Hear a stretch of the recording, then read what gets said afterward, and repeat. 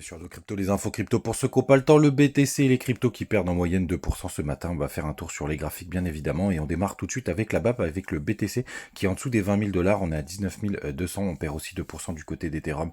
On est à 1045 dollars, comme je vous le disais, en moyenne 2% ici et là. On a quand même CryptoClebar qui se tire en positif avec plus 1%. C'est pas quand même pas folichon. Il y a Léo qui avait pas mal performé hier qui perd 5% ce matin et Matic qui perd quasiment 4%. Les gars, weekly car demain nous aurons la clôture weekly en fin de journée.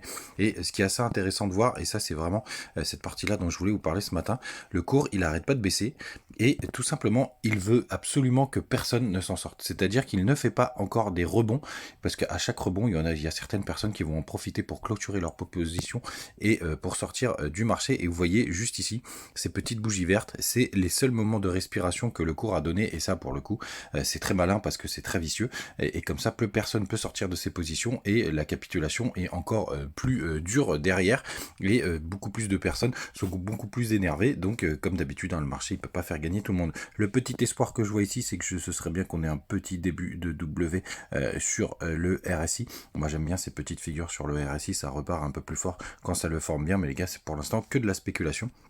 Je pense que le week-end va être quand même assez calme, même si on est en bas d'une potentielle structure et en bas d'une petite trendline.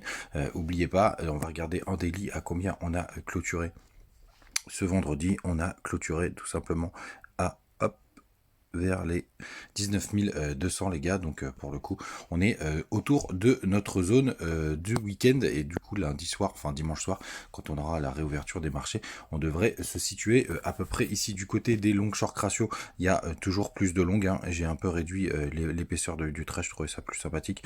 On est à 61%, donc toujours plus de longues, là ça devient payant d'être en longue d'ailleurs, mais sur le spot il y a quand même un petit peu de personnes qui s'y intéressent et ça achète un petit peu sur le spot, même si c'est pas folichon. Les gars, du côté du 4 heures, on est en train de surfer sur ma petite trendline juste ici.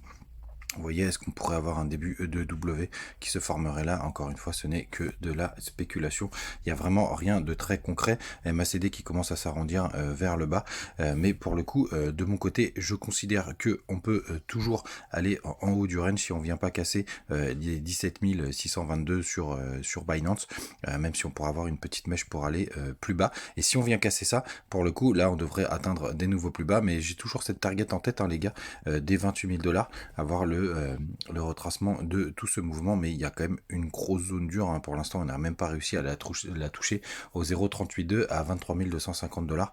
Faudra vraiment s'affranchir de ça et c'est même d'ailleurs normalement un bon endroit pour une bonne zone de rechargement de short, même si en général elle est un peu plus haut, mais si jamais on n'arrive pas à la casser, normalement c'est pour aller faire de nouveaux plus bas. Du côté des news, on a Nayib Bukele, le président du Salvador, qui a encore acheté des BTC à 19 000 dollars. Il fait pas mal de DCA le coquin, mais faudrait quand même qu'il se calme un petit peu, même si ça fait de la pression positive sur le cours. Ça reste quand même assez complexe en ce moment. J'espère qu'il a un plan, c'est toujours le plus important, les gars. Du côté sinon de Twitter, je vous partageais ici le tweet de Good Value puisqu'on a atteint un record sur un nouveau record. Enfin en tout cas on était oui si c'est un nouveau record puisqu'on a fini le trimestre à moins 56,23%.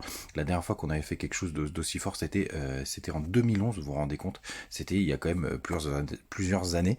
Maintenant quasiment la création du Bitcoin et c'est pour ça que je vous disais que ça confirme que ce bear market pourrait être vraiment plus violent puisqu'on enchaîne record sur record. Sinon les gars, il y a pas mal de monde qui m'ont demandé mais qu'est-ce que tu vas faire après Binance pour trader les futurs, etc. Et les gars, j'ai fait mon choix, c'est Bybit, tout simplement parce qu'il y a énormément de liquidité, parce qu'il y a pas mal de gens qui l'utilisent, et surtout il y a une quantité de bonus de dépôt, les gars, c'est assez impressionnant, hein. Dès que vous allez faire le moindre petit truc, il y a un bonus, et il faut surtout penser à s'inscrire.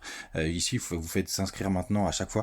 Moi, je suis déjà inscrit 3 fois moi là-dessus, mais ça va être celui-là que j'ai choisi, et donc du coup, sachez que je vous mettrai le lien en description, vous avez des petits bonus supplémentaires en passant par mon lien. Je l'ai mis sur le Linktree, il est dispo sur quand vous allez sur TikTok et sur Instagram, c'est le premier juste ici et vous l'avez juste là. Et pour le coup, il y a des bonus supplémentaires et je le laisserai en commentaire sur YouTube. Donc pour le coup, les gars, c'est celui-là que j'ai choisi. Ça a l'air assez simple, hein. Je démarre tout doucement dessus, mais il y a pas mal de choses. J'ai vu qu'il y a même un levier préenregistré sur BTC à x3, mais je crois qu'il y avait le même sur Binance. Mais en tout cas, c'est celui que j'ai choisi. Et pour le coup, les Launchpad aussi sont assez intéressants. J'ai vu qu'ils avaient quand même pas mal de performances. N'hésitez pas à vous inscrire, à jeter un œil. Et puis, on reste ensemble, les gars. Et je vous souhaite un joyeux week-end et à demain.